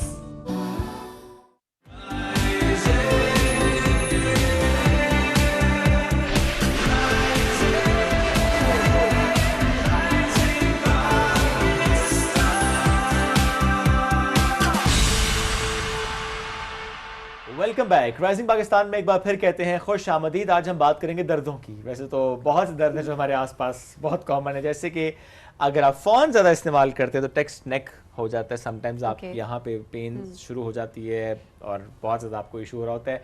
अगर आप लेटे लेटे फ़ोन यूज़ करें तो भी ये हो रहा होता है। पोस्चर का ओवरऑल बड़ा मसला है शोएब। हम बैठते बिल्कुल स्लाउच करके हैं, हम सीधा तरह बैठते नहीं है, अपराइट होके नहीं बैठते, अपराइट होके नहीं बैठते। ड्राइव करते हैं तो वो एक तरफ ही हम बस टिल्ट रहते हैं कि एक शोल्डर पे पड़ ये हर कोई वैसे पूरी बॉडी ना ऐसे हो जाती है। अच्छा वैसे वाकई जब देखें जिस वीक मेरे साथ ये होता है कि जिस वीक में ड्राइविंग नहीं करती तो मुझे बैक पेन जो है मुझे नहीं होती, लेकिन जिस वीक में मतलब ज़्यादा ड्राइव कर रही होती है तो मुझे नेक पेन और ये स्टार्ट हो जाता है। और वाकई ऐसा होता है कि एक साइड पे ना यूँ ऐसे रख के ऐसे ड्राइव कर रहे होते हैं। So this the reason. तो ये ओवरऑल देखिए हमारे जो लैपटॉप का इस्तेमाल, स्क्रीन टाइम की जो हम बात कर रहे होते हैं, ऑफिस आवर्स में हम बिल्कुल स्ट्रेचिंग नहीं कर रहे होते, लैपटॉप पे लगे हुए हैं तो बस हम थ्रू आउट जो है वो इसका इस्तेमाल कर रहे होते हैं। तो आज ज़रा जानने की कोशिश करेंगे कि बेसिक जो स्ट्रेचेस हैं वो किस तरह से घर में की जा सकती है, फिजियोथेरेपी कितनी इंपॉर्टेंट है जिससे हम थोड़ा बेहतर फील कर सकते हैं। एब्सोल्युटली। इस पर बात करने के लिए आज हमें ज्वाइन किया। आप भी कुछ देर के लिए कंफ्यूज हो जाएंगे कि इसमें से डॉक्टर आयशा कौन है, डॉक्टर आमना कौन है, बिकॉज ट्विन्स है माशाल्लाह और दोनों ने फिजियोथेरेपी को चूज किया, इसको लेकर चल रही हैं, प्रैक्टिस कर रही हैं। Let's welcome twin sisters doctor Ayesha Farooq and doctor Amna Farooq. अस्सलाम वालेकुम जी, कैसे हैं आप लोग? वालेकुम अस्सलाम। ये 5 मिनट कौन बड़ा था भूल गई, मैं बड़ी थी। डॉक्टर आमना 5 मिनट बड़ी थी। ओके सी तो बड़ी डॉक्टर आमना से स्टार्ट करते हैं। exactly. ये अच्छा आपकी आवाज़ें बिल्कुल सेम है जी बिल्कुल। सो ये जो हैबिट्स हैं वो भी सेम है, वो भी सेम था कि अच्छा प्रोफेशन भी सेम होना चाहिए? हाँ बिल्कुल, हमारी हर चीज़ सेम है। हमारी स्कूलिंग, कॉलेज, आगे हमने प्रोफेशन भी इसीलिए सेम चूज़ किया कि हम दोनों को साथ ही चलना था और आगे हमें अपना सेटअप करना था, इसलिए हम दोनों ने इसी फील्ड को दोनों सेम लाइक थी जी। मतलब हमारी हैबिट्स और हर चीज़, इवन हमारी नेचर, हमारी सोच, हर चीज़ काफ़ी मैच होती है। पेशेंट्स भी धोखा खा जाते हैं अक्सर? जी बिल्कुल, बहुत ज़्यादा। रिसेंटली ऐसा होता है कि वो डॉक्टर आमना को डॉक्टर आयशा समझ लेते हैं और फिर जब वो देखते हैं तो थोड़ा सा शॉक होते हैं और फिर वो कहते हैं कि आपने इतनी जल्दी वेट लूज़ कर दिया। अभी रिसेंटली मेरी एक पेशेंट थी तो मैं नहीं थी, तो ये डॉक्टर आयशा ने देखा तो वो उन्होंने उस टाइम उन्हें नहीं पहचाना, तो मैं ऊपर से आई तो वो इनको कहती हैं कि आपने रमज़ान में वो जल्दी वेट नहीं लूज़ कर दिया, तो 2 दिन पहले तो आप ठीक थी। तो जब मैं आई तो उन्होंने मेरा फेस देखा, क्योंकि मेरा फेस थोड़ा सा हेल्दी है इनसे, तो इन्होंने मुझे देखा तो वो एकदम से ना शॉक में आ गए कि आप दोनों एक जैसी हैं। फिर हमने उन्हें बताया कि हम दोनों ट्विन्स हैं। ये तो अच्छा ना किसी दिन आपने ना जाना हो जी, हम ऐसे ही करते हैं, हम ऐसे ही करते हैं, हम ऐसे ही करते हैं। जिस दिन मैंने ना जाना हो मैं इन्हें बता देती हूँ मेरे ये पेशेंट आएंगे, इनको आपने देखना है और डील करना है। बेशक आपका दिल करे आप बता दें कि आप डॉक्टर आमना, दिल ना करे तो आप ना बताएंगे, आप वही पेशेंट यही समझते हैं कि डॉक्टर आयशा ही है। तो ये वैसे प्रोफेशनल लाइफ से पहले भी आपने ऐसा कुछ किया हो, फैमिली में, मोहल्ले में ना कंफ्यूज किया हो किसी जी को? बहुत ज़्यादा हम लोग कंफ्यूज करते थे। इवन जो स्कूल में हमारे टीचर्स थे ना, वो हम जब ग्रुप फोटो होती थी या सोलो फोटो तो वो हम दोनों को साथ लेके जाते थे कि अपनी अपनी पिक्चर्स को पहचाने आप कौन है, हम गलत लगा देंगे।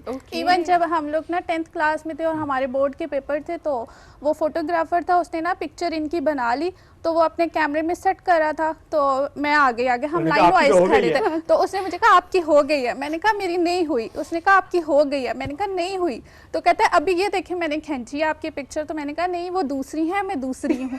तो वो फिर उसने देखा तो कहता है अच्छा सॉरी मुझे नहीं पता था कि आप तो note such an interesting things जो कि आप through out your life face कर रहे होते हैं। एग्जैक्टली। तो अब थोड़ा सा बताइएगा कि किस तरह के पेन की ज्यादा शिकायत लोग लेके आते हैं? नेक पेन है, फ्रोजन शोल्डर है, क्या ज़्यादा कॉमन होता आपको दिखाई देता है? नेक पेन बहुत ज़्यादा कॉमन है आजकल, और जो फीमेल्स है ना उनमें स्पेशली फ्रोजन शोल्डर बहुत ज़्यादा है। उसकी बेसिक रीज़न ये है कि शुगर जो पेशेंट है उनको बहुत चांसेस है कि उनको फ्रोजन शोल्डर काज होता है, और उसमें मोस्ट कॉमन फीमेल्स ही हैं। और आजकल जो यंगस्टर्स में वो बैक पेन बहुत ज़्यादा कास्ट हो रहा है। और रिसेंट मैंने अभी देखे हैं अपने 2 से 3 patients, one is 16 years and other one is 15 years, उनको बेल्स पॉल्सी हुई है। और ये बड़ा शॉकिंग है कि इतनी यंग एज में इनको बेल्स पाल्सी कैसे हुई है। इसमें क्या होता है? इसमें लकवा जिसको बोलते हैं जी, उसमें यह कि आपको या फिर टेंशन हो रही है या आप सर्दी से गर्मी या गर्मी से सर्दी में जा रहे हैं जी बिल्कुल, तो लोग एहतियात नहीं करते ना, तो उसकी वजह से उनको बेल्स पाल्सी हो जाती है। ये रिसेंटली मेरे 2 पेशेंट ऐसे गए हैं जो बहुत यंग एज में उनको बेल्स पाल्सी हुई है जी। तो ये है कि ज़्यादातर जो हम लोगों का पेशेंट आता है ना, वो ये एक स्ट्रोक का पेशेंट बहुत है, एक जो है नेक पेशेंट और फ्रोजन शोल्डर, ये 3 बहुत पेशेंट आते हैं। पहले ये कॉन्सेप्ट था ना कि बुढ़े हो गए हैं तो जोड़ों में दर्द है तो बुढ़ों ने करवानी है। अब यह है कि यंगस्टर्स में बहुत प्रॉब्लम्स है। लाइक जैसे इन्होंने कहा कि जो ड्राइविंग करते हैं उनको बहुत इश्यूज हैं, उनका नी का और लेग के बहुत इशू हैं। सही बात है कि वो ऑन एंड ऑफ ब्रेक देना, उस पर प्रेशर पड़ता है। दूसरी बात नेक का, यंग्स में ना नेक का बहुत इशू है, क्योंकि ज़्यादातर हम लोग काम लैपटॉप्स पे मोबाइल्स पे करते हैं जी, हमारी पोस्चर ठीक नहीं होता, तो वो सारा ना हमारे मसल्स टाइट हो जाते हैं नेक के और शोल्डर्स वगैरह के, तो इस वजह से ज़्यादा इश्यूज ना यंगस्टर्स में ज़्यादा आ रहे हैं। और अब यंग्स भी फिजियोथेरेपी की तरफ आते हैं, वो करवाते हैं कि हमें ज़रूरत है इस चीज़ की, क्योंकि ज़रा आपके मसल स्टिफ हो जाते हैं।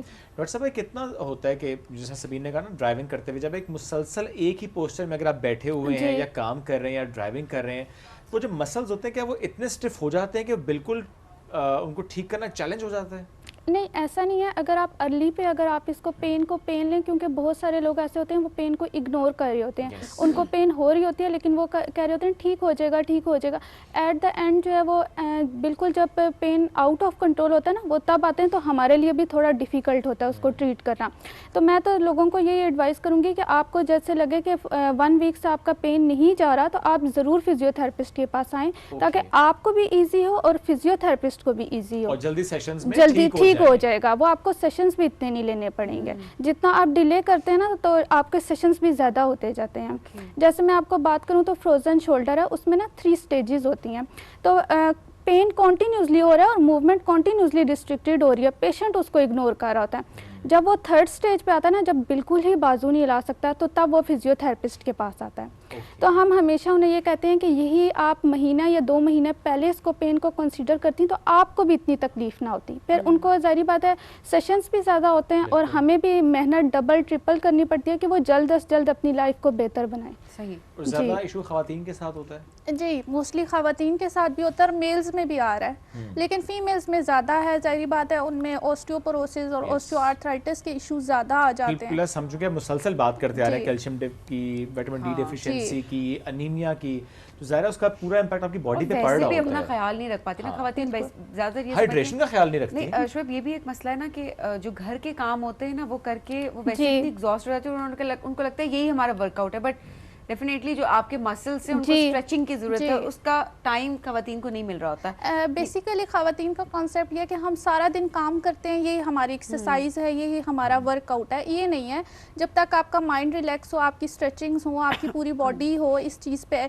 तो फिर आपका ये वर्कआउट भी ना काम आता है। नहीं तो ये डेली की एक्टिविटीज़ को जो हम कहें कि नहीं ये फिजियोथेरेपी के इक्वल हैं, तो ये नहीं है।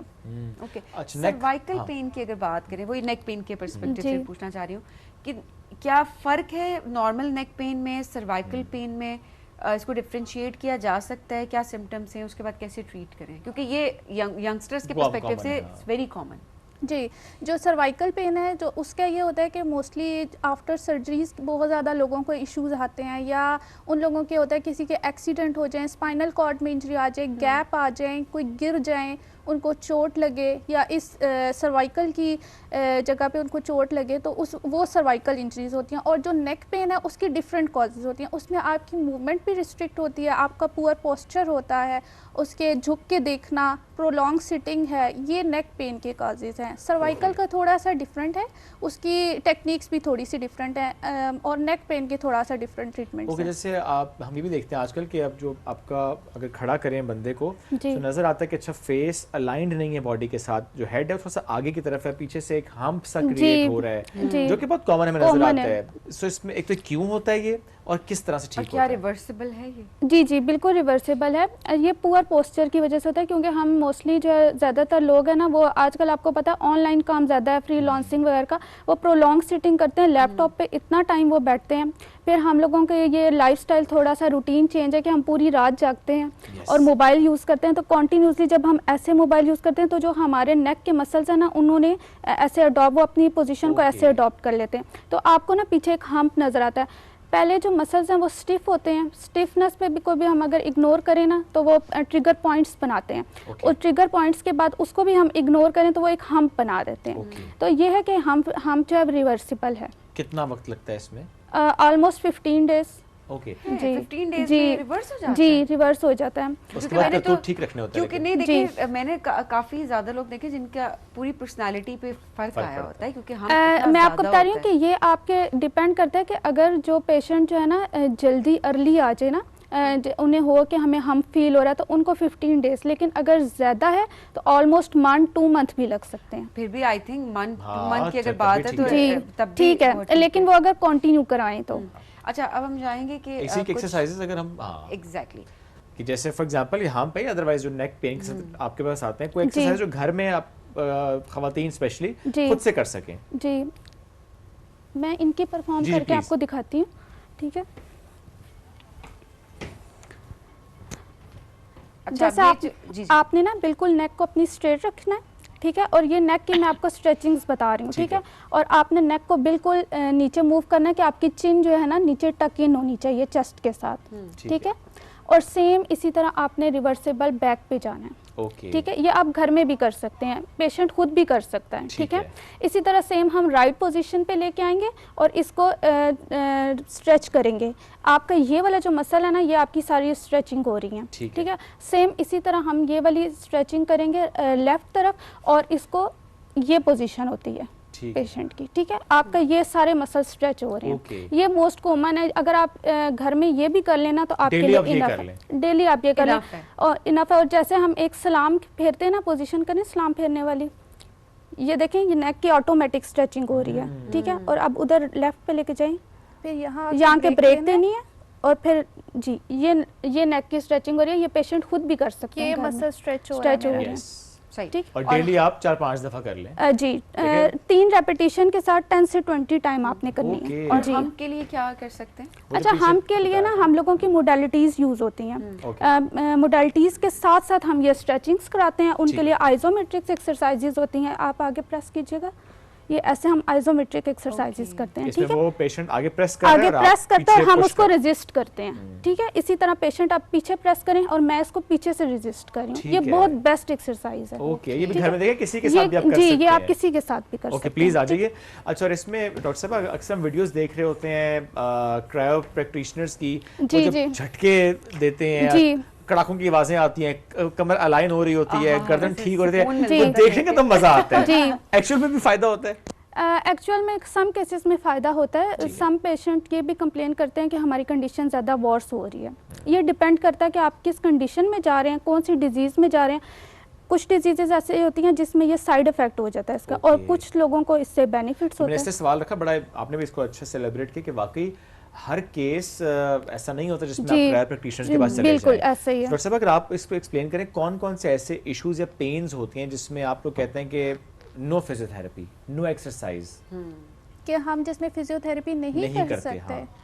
हम लोग बेसिकली, वैसे तो हम लोग ऑल फिजियोथेरेपी की एक्सरसाइज रिकमेंड करते हैं, ऐसा कोई इश्यूज नहीं है। लेकिन जैसे है आफ्टर सर्जरी के बाद ना हम कुछ टाइम का गैप देते हैं कि हमने इसमें फिजियोथेरेपी की एक्सरसाइजेज नहीं करवानी, या जैसे बहुत ज़्यादा छोटे बच्चे हैं तो उनको हम देख के एक्सरसाइजेज करवाते हैं। उसके अलावा overall through out all bodies के हम एक्सरसाइजेज करवा सकते हैं, ऐसा कोई इशू नहीं है। अच्छा, अब तो हमने देखे बहुत से नई टेक्निक्स भी आ गई हैं, आई डोंट नो उसको क्या कहते हैं, जिसमें कुछ लगा अटैच करते हैं, उसमें करंट होता है हल्का सा। Not acupuncture, होता है। वो करंट सा होता है, उसमें बढ़ाते रहते हैं उस करंट को। जी जी। उसे पूछते हैं आपसे कितना बेयर कर सकते हैं आप, 1 2 3 4 जितना बेयर कर सकते जी हैं। जी, टेंस होता है। सो ये थोड़ा सा एक्सप्लेन करें, ये क्या तरीके कार है? मैंने करवाया था, मुझे बड़ा फायदा हुआ, एक सेशन में फायदा हो गया था। अच्छा, उसमें ये होता है कि वो मसल्स पे लगता है, ठीक है, मसल्स पे लगता है। आपने एक स्पेसिफिक मसल्स, जैसे अगर मैं शोल्डर्स के मसल हैं तो मैंने उन मसल्स को कवर करना है। उसके बाद मैं ना उसकी सेटिंग, मशीन की सेटिंग कर देती हूँ। जैसे मैंने टेंस देना है कि मैंने EMS देना है, इन दोनों में भी थोड़ा सा फ़र्क है। ये बेसिकली नर्व को एक्यूमुलेट करता है, ब्लड के फ्लो को इंक्रीज़ करता है और स्टिफनेस को कम करता है। तो हम जब ये लगाते हैं और जो उसकी इंटेंसिटी है वो अकॉर्डिंग टू पेशेंट बियर, जितना वो कर सके हम उसकी इंटेंसिटी को बढ़ाते हैं। ये ऑलमोस्ट 15 to 20 मिनट्स एनफ होते हैं और इससे ये है कि बहुत जल्दी पेन रिलीफ हो जाता है। स्पेशली हम देखते हैं कि ये नेक का एरिया मैंने इसी के लिए इस्तेमाल किया था, तो जब उन्होंने लगाया 15 मिनट तो नींद बहुत अच्छी आई थी, ऊपर से वो ठीक हो गया था। जी जी, वो पेशेंट डिमांड करते हैं कि हमें वो करंट वाली मशीन लगा मजा बड़ा आता है। सुकून मिलता होगा। जी, और कभी आप ना लगाएं तो वो स्पेशल पूछते हैं कि आज वो करंट नहीं लगाया आपने। तो करंट तो उन्हें करंट लेने में मजा आता है। जैसे डॉक्टर साहब अक्सर होता है ना कि हमारे यहाँ बड़ा रुझान है कि जाते हैं डॉक्टर के पास ड्रिप लगा दो। जी जी, तो आपको रुझान आपके पास ये करंट लगा दो। अच्छा, सो ओवरऑल अगर हम देखें किस एज ग्रुप के लोग आपके पास ज़्यादा आते हैं? क्या टीनेजर्स भी आ रहे होते हैं? बिकॉज जो हम स्क्रीन टाइम की बात कर रहे हैं, जी जी, टीनेजर्स में भी अच्छा खासा ये प्रॉब्लम अब दिखाई दे रहा है। मेरे बहुत ज़्यादा यंग्स पेशेंट ज़्यादा आते हैं कि उनको नेक के ज़्यादा इश्यूज होते हैं, शोल्डर्स के और बैक। हाँ, फिर उनको होता है कि बस जल्दी से ठीक हो जल्दी से। ये जो कुछ लोगों की हर वक्त हड्डियों से आवाज़ें आ रही होती है, कड़क उठते कड़क, हाँ, जी जी स्पेशली नीज बाजू से भी आते हैं कड़क, और नीज का तो अच्छा खासा होता है, सजदे में जाओ तो आवाज आती है अच्छी जी खासी। जी, ये इसकी क्या वजह होती है? ये एक तो आपकी बॉडी में कैल्शियम की कमी की वजह से भी हो सकता है, और जिनको घुटनों में होता है ना, ये मोस्टली फीमेल जो एज की होती हैं उनको होता है। उसमें यह है कि आपका जो साइनोवियल फ्लूइड है वो कम हो जाता है, तो आपस में बोन एक दूसरे से टकराती है, तो सजदे में जब हम जाते हैं तो वो आवाज़ आती है। यंग लोगों में भी जी, वो कैल्शियम की कमी की वजह से होता है। जी, इसमें क्या करना चाहिए? हमें कैल्शियम के सप्लीमेंट्स लेने चाहिए और डेली वर्कआउट करना चाहिए हमें। जी। अच्छा, स्ट्रेचिंग ये भी होता है कि मे बी कोई फिजिकली एक्टिव नहीं है इतना, तो उसके बाद भी ये ज्यादा होता हो ये, क्योंकि अक्सर कैल्शियम का टेस्ट भी पूरे मतलब कैल्शियम पूरा होता है, उसका मसला भी नहीं होता। कुछ ऐसी एक्सरसाइजेस होती हैं जो हम पेशेंट को गाइड करते हैं कि ये आपने होम में करनी है, पेशेंट इजीली कर लेता है। और कुछ ऐसी स्ट्रेचिंग्स होती हैं जो हम उनको अवॉइड करते हैं कि ये आपने घर में नहीं करनी है, क्योंकि ये फिर वो पेशेंट खुद करते हैं ना, तो उन्हें रेंज पता नहीं होती कि कितना स्ट्रेच करना है, कितनी देर तक करना है, तो वो ना थोड़ा सा हार्मफुल हो जाता है। सही जी, एक केस रिपोर्ट हुआ था इस तरह, उन पेशेंट ने नेक की स्ट्रेचिंग खुद घर में की, आई थिंक किसी यूट्यूब से देख के, तो उनका जो मसल था ना ये लॉक हो गया था, तो बहुत बहुत स्वेयर पेन था, तो फिर बहुत मुश्किल से वो रिकवर हुई थी। तो इसलिए हम अवॉइड करते हैं, हम उन्हें ये कहते हैं कि जितना आप आसानी से कर सकती हैं आप उतना करें, जितना आप नहीं कर सकते ये एक्सरसाइज आप घर में कर सकते हैं और ये आप नहीं कर सकते। मैं यही सोचती हूँ नेक का मसल कोई मसला नहीं हो। जी जी बिल्कुल, लेकिन ये दिस इज एक्सट्रीमली पेनफुल। जी, मोबिलिटी भी रिस्ट्रिक्ट हो जाती है, जॉ लॉक हो जाता है बहुत से लोगों का, क्या इसमें एक्सरसाइजेस होती हैं फिर? जी बिल्कुल, जॉ लाइन में होती हैं। ये ज़्यादा कुछ लोगों में ना होती है सर्जरी के बाद, जॉ लाइन जो है ना उनकी रिस्ट्रिक्ट हो जाती है, तो उसमें यह कि हम उनको ज़्यादातर गाइड करते हैं कि आप चीविंग करें या उनकी अलग से जॉ लाइन की एक्सरसाइज होती हैं, लेकिन वो बहुत अच्छा रिकवर करते हैं। और स्ट्रोक के बाद जो एक हम कहते हैं रिहैब का प्रोसेस बड़ा इंपॉर्टेंट होता है, बहुत से लोग इग्नोर कर देते हैं। एक तो हमारे यहाँ बड़ा एक मामला है ना कि अच्छा जब एज होती है तो नहीं इट्स ओके, बस ये तो एज के साथ है तो ऐसे ही रहेगा, तो ऐसे ही चलेगा, ये हमारा बड़ा एक रॉन्ग कॉन्सेप्ट हमारे अंदर है सोसाइटी में। हालांकि हमने वो पेशेंट्स जिनको स्ट्रोक के बाद हमने रिहैब का प्रोसेस करवाया, बड़ा अच्छा अपने बैक टू रूटीन आ जाते हैं। थोड़ा सा प्लीज एक्सप्लेन कीजिएगा कितना इंपॉर्टेंट होता है, किस तरह से आप लोग करते हैं? देखिए, स्ट्रोक का जो पेशेंट है अगर हम उसको फिजियोथेरेपी नहीं करवाएंगे वो फर्दर डाउन होता जाएगा। वो हमारा ये मकसद है कि हमने उसको लाइफ की तरफ वापस लेके आना है। देखिए, उसके साथ पहले एक केस हो चुका है कि उसकी जितनी भी मूवमेंट हैं वो रिस्ट्रिक्ट हो चुकी हैं, वो डिपेंडेंट हो चुका है। हमने उसको ये इस तरफ उसको कंसोल करना है कि आपने अपनी लाइफ को इंडिपेंडेंट बनाना है। ठीक है।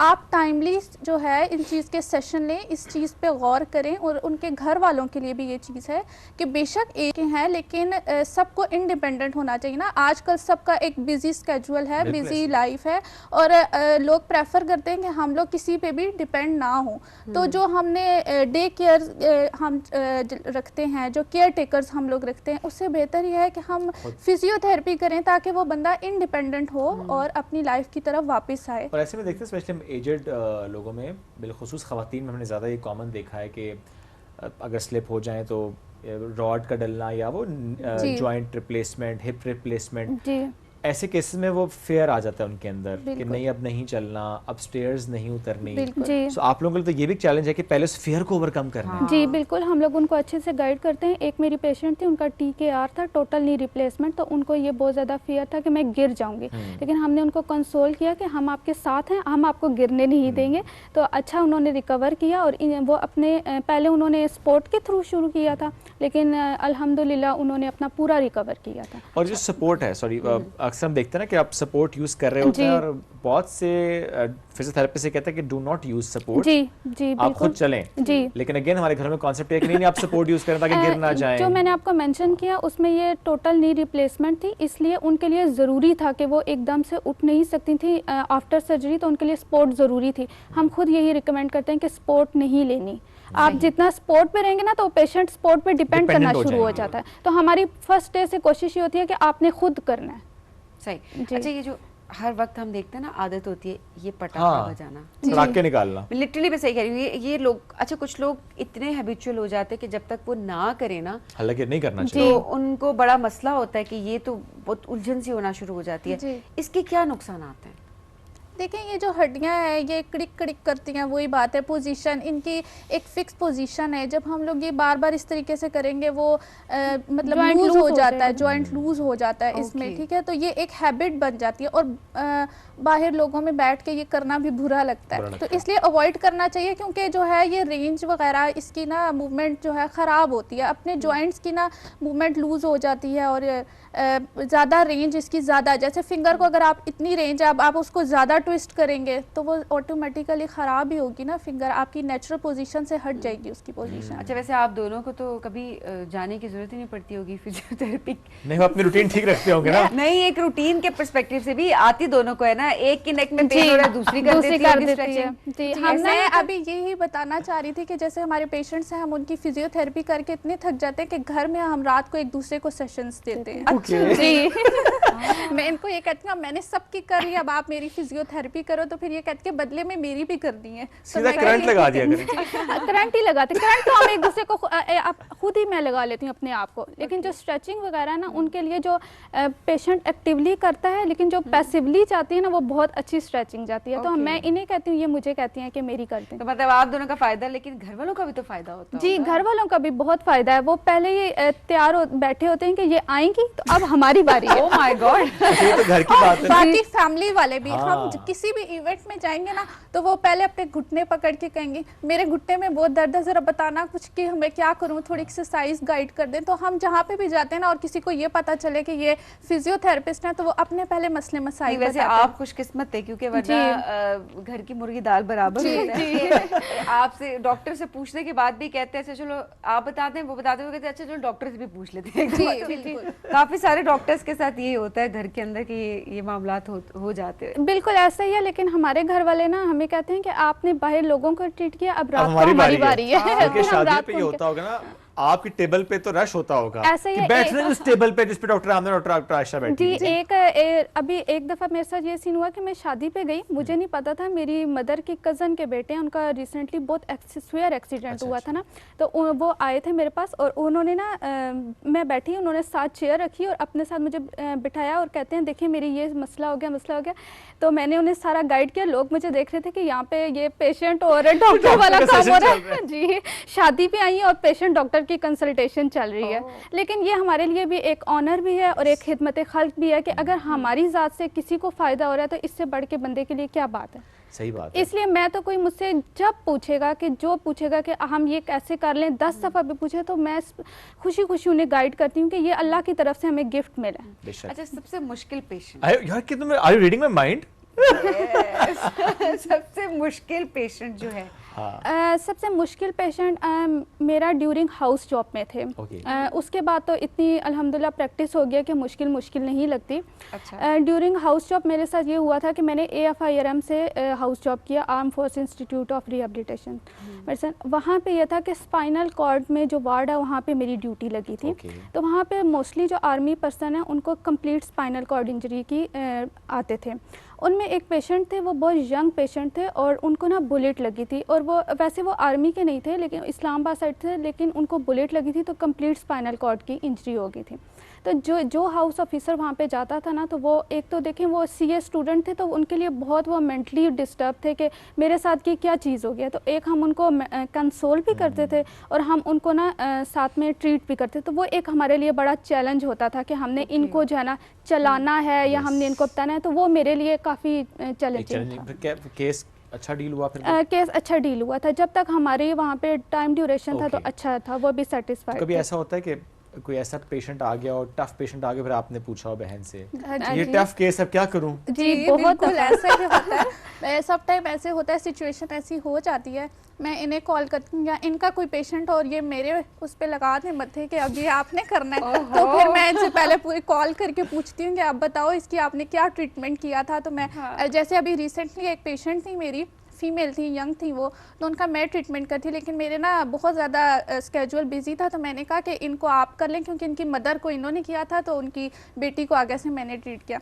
तो जब वो यही समझ रही थी कि डॉक्टर आमना है, तो जब इन्होंने ट्रीट किया तो पहले उन्होंने इनको गौर से देखा, तो फिर कहती हैं कि कुछ चेंज है आप थोड़ी सी। तो इन्होंने कहा मैं उनकी सिस्टर हूँ। फिर उसके बाद यही था कि इन्होंने सारा मुझसे पूछा कि आप पहले मुझे बताएं कि आपने उन्हें क्या ट्रीटमेंट दिया है, कौन सी एक्सरसाइजेस करवाई हैं ताकि वो सेटिस्फाइड हैं, तो मैं वही ट्रीटमेंट उनको दूँ। या कुछ भी मुश्किल होती है तो हम एक दूसरे से डिस्कस करते हैं कि अब ये मुश्किल हो गई है। और सम टाइम ऐसे होता है कि जैसे हम खाना खा रहे हैं और इनकी कॉल आ गई है, तो मैं इन पर अक्सर ये कहती हूँ कि अभी तुमने ये न्यूज़ सुना के मुझे मुश्किल बतानी थी, खाना तो मुझे खाने देती। तो मतलब ये कि हम दोनों की इतनी बॉन्डिंग है कि हम दोनों ना उस केस को फिर सॉर्ट आउट कर लेते हैं। और अगर ज़्यादा मुश्किल हो तो मैंने आपको बताया कि हम क्लिनिक का टाइम शिफ्ट करते हैं ना। मॉर्निंग में जैसे ये जाती हैं या मॉर्निंग में मैं होती हूँ, तो मैं इवनिंग में जाती हूँ और मैं दूसरे क्लिनिक पे बैठती हूँ, तो ये शिफ्ट होती। तो अक्सर कोई डिफ़िकल्ट केस हो तो ये फिर मुझे अपने साथ लेके जाती हैं कि आओ हमारे लिए एक तो ये लर्निंग है और साथ हम दोनों मिल के ये चीज़ करेंगे। जी, और जब कोई ऐसी चीज़ हो तो मैं इनको लेके जाती हूँ कि आओ हम दोनों मिल के ये चीज़ करेंगे। एक फील्ड चूज करने का भी एक फायदा होता है कि आप अच्छे तरीके से एक दूसरे को मोटिवेट भी कर रहे हो, और सबसे अच्छी बात ये कि आप अंडरस्टैंड कर पा रहे हैं। बिल्कुल ऐसा ही है। लेकिन ये देखिए सब अच्छी बातें होंगी है ना जी। लड़ाई भी हुई है कभी? होती है लड़ाई। किस बात पे? बस कुछ ऐसी बातें होती है, छोटी मोटी बात होती है, ऐसे हमारी कभी लड़ाई नहीं होती और 5 मिनट से ज़्यादा हमारी लड़ाई भी नहीं होती। और थोड़ी देर बाद हम भूल जाते हैं कि हमारी लड़ाई और किस लेवल की लड़ाई होती है। कोई बचपन की कोई लड़ाई शड़ाई याद है, सब बाल शाल पकड़े हो? नहीं ये लड़ाई, ये हमारे घर वाले भी इस चीज़ पे हैं कि हम देखेंगे इनकी लड़ाई कैसे होती है। और हमारी ना सिस्टर्स, जो बाकी हमारी सिस्टर्स हैं, उनको यही कंप्लेन भी होती है कि अल्लाह हमें भी ट्विंस बना देता। ये इन दोनों की आपस में लगती है, ये थर्ड किसी को एक्सेप्ट नहीं करती। तो हम भी ट्विंस होते तो शायद हमें भी आपस में बॉन्डिंग होती। ट्विंस होने का फायदा बहुत फायदा। सलामत रहे जी, बहुत शुक्रिया आप दोनों का यहाँ पे आने के लिए। It's so nice to have you. जिस तरीके से माशाल्लाह आप अपने प्रोफेशन को लेकर चल रही हैं और ये द बॉन्डिंग जिसको हमने आज यहाँ पे रखा है, वो जो सिस्टर सिबलिंग बॉन्ड जो एक बॉन्डिंग होती है वो सिस्टरहुड। हाँ सिस्टरहुड, जैसे brotherhood sisterhood. Thank you once again. नाज़रीन इसी के साथ आपसे लेंगे इजाजत, दोबारा मुलाकात करेंगे कल। बहुत सा ख्याल रखें, दुआ में याद रखें। अल्लाह हाफिज।